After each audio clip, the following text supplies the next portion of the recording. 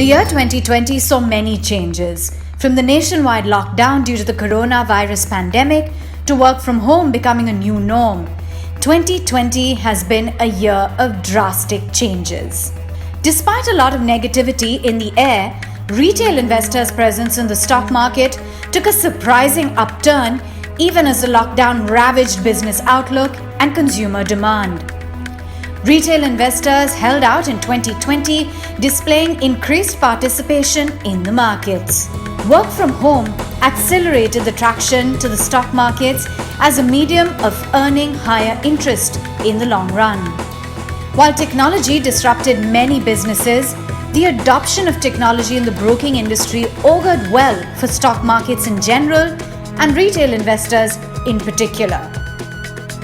Reports suggest that retail ownership in NSE companies has crossed the 10 lakh crore mark for the first time ever.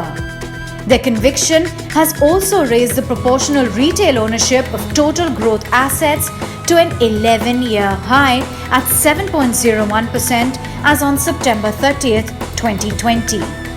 The industry has witnessed a sharp growth in the NSE active clients, which is reflected in strong growth in average daily turnover in both cash and F&O.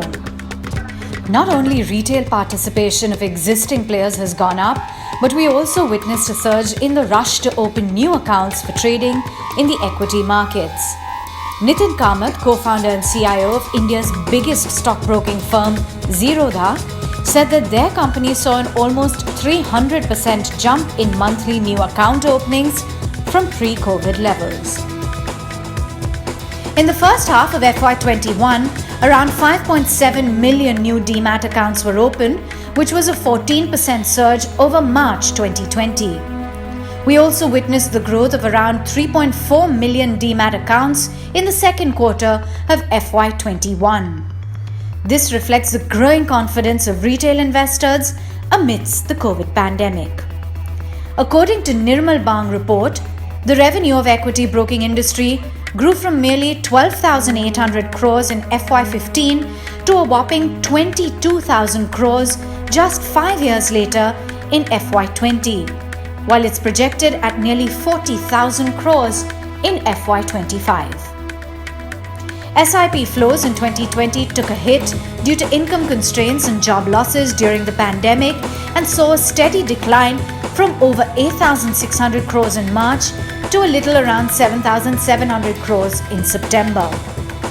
Work from home seems to be the new normal, and investors who rarely had the time for active investing are now taking an interest in direct equities owing to availability of time.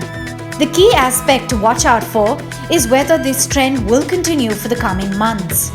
Is the growing retail participation indicative of an economic recovery post the COVID pandemic and a measure of better things to come?